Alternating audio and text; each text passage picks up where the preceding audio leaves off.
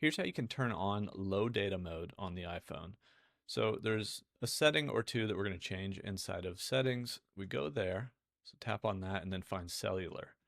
Now inside of cellular, there's cellular data options. So when we tap on that, we're going to be in this mode here and well, in this window here, and this mode that we can tap on is usually set to standard. We can change that to be low data mode.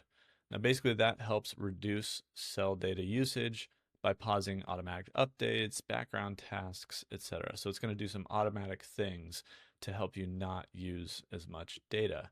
Now, the other thing that you could do here is go back and say, well, I also don't want to use 5G. I don't want to accidentally use a bunch of data. And so we can go to voice and data and then say, I just want to use LTE, no 5G.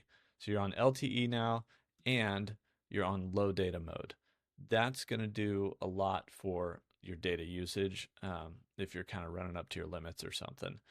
And the other thing would be to try to be on Wi-Fi as much as possible and make sure as we back out, and it might be down at the bottom, Wi-Fi assist. That's what you should definitely turn this off if you're on low data.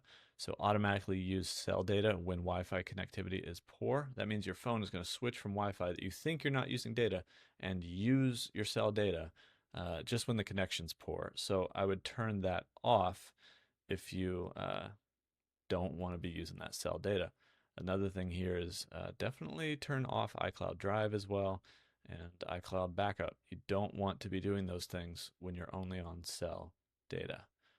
So that's definitely what you should do. That's low data mode, but that's also some other options to keep your data usage low on the iPhone.